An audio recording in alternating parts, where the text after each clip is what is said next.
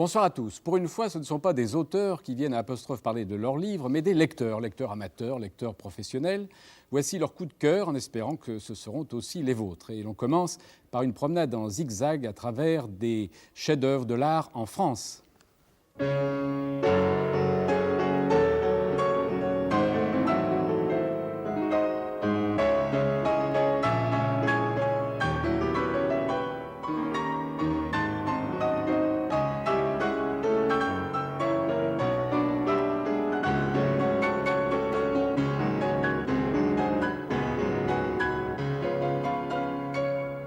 Alors voici cet album qui vient de paraître et que vous pouvez emporter en vacances. C'est La France en zigzag aux éditions Skira, 85 chefs-d'œuvre de l'art en France. Alors bien sûr, certains sont très connus comme la tapisserie de Bayeux ou bien les mégalithes de Carnac ou les jardins de Vaux-le-Vicomte. Mais il y en a aussi de beaucoup moins connus comme l'église de Brou à côté de Bourg-en-Bresse ou bien le muséum La Faye à La Rochelle ou le retable d'Anchin à Douai et beaucoup d'autres. Donc je rappelle, c'est aux éditions Skira et Skira, c'est un synonyme de très bonne qualité. Je vous présente mes invités. Je commence par Jacques Attali, qui est écrivain, conseiller spécial auprès du président de la République. Vous nous parlerez d'un romancier de langue allemande, Léo Perutz, à travers l'un de ses romans, La nuit sous le pont de pierre aux éditions Fayard. À côté de vous, la comédienne Miu Miu. Vous nous parlerez, vous, du dernier roman de John Irving, L'épopée du buveur d'eau aux éditions du Seuil, et en même temps du film dont vous êtes la vedette, qui sortira dans un mois à Paris, La lectrice, un film de Michel Deville, dont nous verrons un extrait. À ma gauche, Kenizé Mourad, dont se rappelle le fabuleux succès l'année dernière, et qui continue d'ailleurs, de la part de La princesse morte. Et vous nous évoquerez un roman de Vladimir Bartol, À la mute, aux éditions Phébus. François Bloch-Lenné, une grande carrière dans les finances publiques. Vous avez été notamment le patron de la Caisse dépôt et consignation pendant 15 ans. Profession fonctionnaire, c'était le titre de l'un de vos livres de souvenirs. Et vous nous parlerez des mémoires posthumes d'un homme que vous avez bien connu, que j'ai bien connu moi aussi, Philippe Vianney, du bon usage de la France, aux éditions Ramsay. Jean-François Josselin, romancier, prix Médicis 1982 pour L'Enfer et compagnie, journaliste, critique littéraire au Nouvel Observateur. Vous évoquerez le livre de Jean Chalon, Chère Marie-Antoinette, aux éditions Perrin.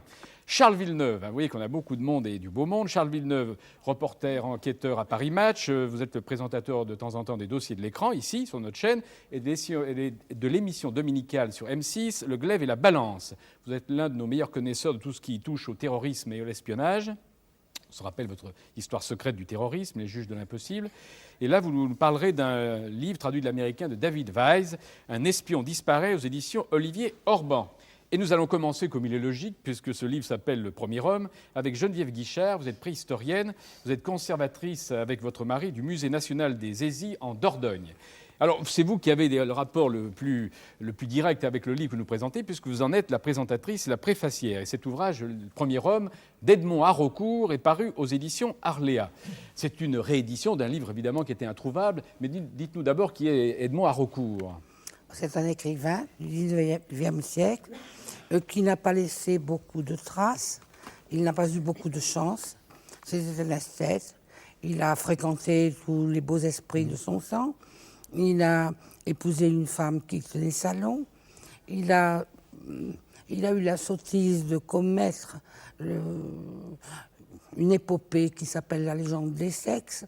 Et il a employé des mots qui lui ont fermé la porte de l'Académie française. Enfin, il est quand même connu. Il est connu quand même. Son nom est resté célèbre pour le Rondel de l'adieu. Mais bien sûr, tout le monde le sait. Il y a eu une vingtaine de compositeurs qui ont fait des romances avec. Le plus célèbre, c'est Paolo Tosti. Oui. Et c'est encore au répertoire. Oui, il faut rappeler le vers le plus célèbre, c'est partir, c'est mourir un peu, c'est mourir à ce qu'on aime. Voilà. On laisse un peu de soi-même en chaque heure et en tout lieu, etc. etc. Voilà. C'est absolument délicieux. Eh bien, ce poète distingué, qui a raté l'Académie française pour avoir commis une œuvre un peu légère, il est l'auteur d'un livre sur la préhistoire, Le Premier Homme. Et dans la préface, vous dites tout simplement que c'est l'un des livres clés de votre vie. C'est vrai. C'est vrai, parce que quand je l'ai lu, j'avais 12 ans. C'est l'époque, c'est le mauvais âge pour les filles. Surtout surtout quand elles ne sont pas jolies. Elles se posent des questions sur le regard qu'elles rencontrent dans le miroir et sur le regard que les autres portent sur elles. Elles ne savent point trop, surtout à mon époque, ce qui est bien et ce qui est mal, quels sont les garçons, à part leurs frères. Et tout d'un coup, elles, dans leurs émois, dans leur fausse pudeur ou dans leur vraie pudeur, elles rencontrent un homme qui, tout doucement, dévoile devant elles les secrets de l'âme humaine. Je vous assure, c'est confondant. Ouais. J'ai été frappée par ça. Je me suis reconnue en plusieurs chapitres dans ce que j'avais fait ou dans ce que j'aurais aimé faire et que je n'ai pas fait. Et je l'ai lu, relu, je le savais absolument par cœur. Oui. Donc, il vous a touché intimement, mais en même temps, il vous a ouvert à la passion pour la préhistoire. Pas du tout. Ah, pas du tout. Ah, non, absolument pas. Ah bon? Ceci est une autre histoire, Aurélie Kipping. Pas du tout. Des années plus tard, j'ai collectionné les cailloux. Je collectionnais les cailloux pour diverses raisons, qui ne tenaient qu'à mon goût. J'aurais voulu être chef d'orchestre, ou missionnaire, ou explorateur. Je dis ça parce que c'est pas sans rapport avec mon métier. Puis j'ai épousé un homme qui était de la Dordogne, et chez lesquels on trouvait des cailloux taillés. Ouais. Alors ça a été intéressant, sans plus. Et puis, il était... Non, sans plus. Ouais. Il était journaliste, et puis politique. Et puis, un jour, on a découvert une grotte. Et il n'y avait personne pour y aller. Comme on était de la Dordogne, on lui a dit, voulez-vous y aller? Il a dit oui. Nous y sommes allés. Nous n'avons pas pu supporter d'entendre les savants, entre guillemets, employer des mots que nous ne comprenions pas. Alors, pour le plaisir, nous avons décidé, comme ça, de suivre les cours de la chaire de préhistoire à Bordeaux. Nous l'avons fait. Et puis on nous a dit, mais pourquoi vous ne fouillez pas? Alors nous avons fouillé. Et puis on nous a dit, mais enfin, on a dit à mon mari, qu'est-ce que vous faites dans ce journal? Faites-nous de la préhistoire. Alors on a tout recommencé, on avait fait lettres, et on a tout recommencé en sciences pour faire de la préhistoire. Ouais. Et quand j'ai fait de la préhistoire, j'ai retrouvé Da, par le livre, le personnage, j'ai retrouvé Da, et j'ai pleuré le livre. Et le livre, je l'ai depuis 1980 seulement. Bon alors, Da, le premier homme, c'est un roman... C'est ni un récit, ni un roman, ni un essai. C'est quand même plutôt un essai. Ce qu'il y a d'amusant, c'est qu'il est en parfaite contradiction avec la science, tout en étant étroitement... il colle à la science quand même. La seule erreur, c'est qu'il fait des connaissances de son époque, qui étaient à demi erronées. Alors lui aussi, il est à demi erroné. Il dit quelques monstruosités, mais il dit des choses très probable. Il se trompe de 2 millions d'années, c'est tout. Oui, bon, c'est pas grave. Non, c'est pas grave. Non, c'est pas grave. Mais surtout, ce qui vous intéressait, c'est ce qu'il invente, parce qu'il a beaucoup d'imagination. Mais il n'invente pas. Comment? Mais il n'invente rien. Comment? L'invention, par exemple, la dernière scène qui est superbe, l'invention du feu. Eh bien, mais qui vous dit que ça ne s'est pas passé comme ça? Ah oui, d'accord, mais qui vous dit aussi que ça s'est passé comme ça? Ah, ça a dû pourtant se passer comme ça. Ah bon, alors si ça s'est passé comme ça, d'accord. Ça a dû pourtant se passer comme ça. Alors on est d'accord, oui. Très probablement. Oui, et c'est vrai que le feu a plus de chances d'avoir été inventé, non pas comme... D'avoir été emprunté à la nature, d'abord. Oui, donc à la lave en fusion, c'est évident que le feu... Et non pas avec deux silex l'un contre l'autre, comme on le voit dans la guerre du feu. Surtout pas de silex, car ça ne fait pas de feu. Oui, donc c'est pas... Déjà, ça ne fait pas de feu, ça. Alors donc, qu'est-ce qui vous plaît dans ce personnage de Da? C'est que c'est vous. Ah pardon, c'est moi? Oui, je ne m'y suis pas reconnu alors. Eh bien, vous avez mal lu le livre. Ah bon? Recommencez. Alors, quelles sont les ressemblances que j'ai avec Da? Vous êtes curieux, vous êtes sensible, vous êtes intelligent. Je dis ça dans le désordre. Oui, dans le désordre.